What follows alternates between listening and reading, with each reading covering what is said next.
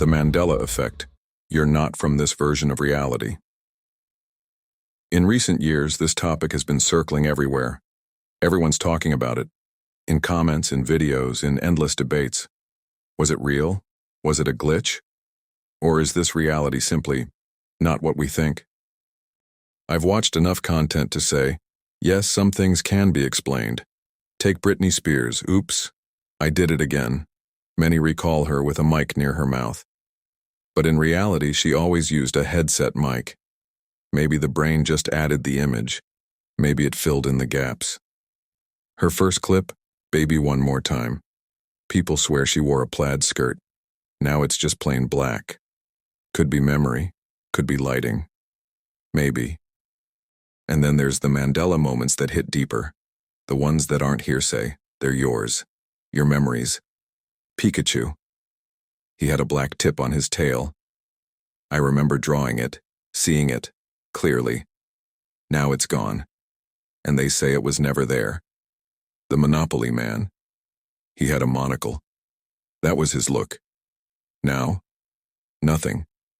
They say he never wore one. And that's when the questions begin. Why do so many people remember the same thing, if it never happened? Where does brain error end, and system manipulation begin? Then come the weird stories. Not just glitches, but resets. People describe sudden cutoffs in time. Not sleep, not fainting, just black, click, and you're back. But slightly elsewhere. You're driving, then you blink, and you're home. You're in an accident, and then suddenly, you're not. Scene restarts. But something's off. The feeling is like waking from a dream, but with a residue of a reality that no longer exists. You can't prove it, but you know something changed. And then comes the thought, what if you didn't die? But the version of you that was supposed to, did? What if this is your backup copy, your next timeline, the one where you continued, but the world isn't quite the same? Colors are different, phrases are wrong, logos don't match, but you remember, because you're not from here. And no, this isn't just faulty memory, this is a trace of a previous version, one that you outgrew or escaped. We all sang certain songs as kids, innocent rhymes, easy to remember, but now they sound wrong, like the Berenstain Bears, except now it's spelled Berenstain, and they say it's always been that way. No, we know what we saw. It's not imagination. It's not collective delusion. It's a glitch, a leftover from a rewrite, and we were not meant to notice. But some of us did. Some people go through life perfectly in sync. Tell them about the Mandela Effect. They laugh. Tell them about glitches in time. They wave you off. For them, reality is clean, polished, unquestioned. They're still in their version of the game, one that hasn't been patched. But others, they started seeing the cracks. Time started stretching. Familiar phrases began to sound alien. Places moved, brands shifted. And deep inside, you knew, this world is not the same. You're not broken. You're not crazy. You just kept going when your previous version stopped. You're here now, in this version, with your old memories inside a slightly wrong world, and the people around you, they didn't change. They're still coded for the world they know. You're the foreign code. You're the anomaly. You carry files they've never seen. You access memories they never stored. That's why it feels distant now. That's why some friendships collapsed. That's why they look at you like you no longer fit.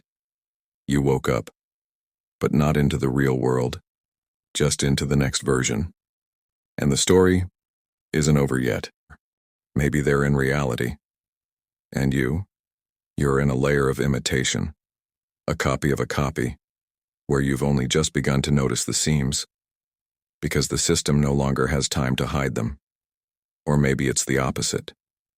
Maybe the world has simply started showing you what you never saw before, and now you're searching for others who also don't fit into the old script.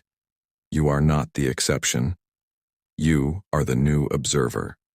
And your purpose is not to convince others that you're right, but to understand why you received the update. You don't have to believe in parallel realities. You can call it fantasy, nonsense, esoteric dreams. But how do you know if you've stayed on your timeline or switched to another? There are signs, and some of them can't be faked. Déjà vu, but with consequences. Not just a feeling of, I've been here before, but a knowing of what's about to happen next. A phrase, a glance, a gesture, and then it happens. Because the memory was uploaded from another line, one where you've already lived that moment. Lost objects that couldn't possibly disappear. Old photos, phone numbers, things that were definitely real, now gone, nowhere, not in the cloud, not in your backups, as if this version of the world never had them at all. People don't remember what clearly happened. You say, remember when we, and they reply, that never happened. Not because they forgot, but because in their timeline, it didn't. You've started seeing seams, coincidences, glitches, identical cars on the road, repeating words in conversations, emotionless faces in crowds. You're picking up fragments that logic can't explain. It's not paranoia. It's a signal. But it's not bad. It means you were trusted to go further. You're not a mistake. You are the correction of the system. So what does it all mean? Maybe the most important truth is this. Don't impose your direction on anyone else. Don't argue. Don't try to convince. Because every person has their own branch of reality, and that's not philosophy. It's a fact. They say truth is born in argument, but the real truth is different. Truth is never shared. It's personal, unique, built from faith, pain, memory, and choice. And in each person's life, exactly what they believe in is what happens. Thank you for being here. Protect your reality. Until next time. Goodbye.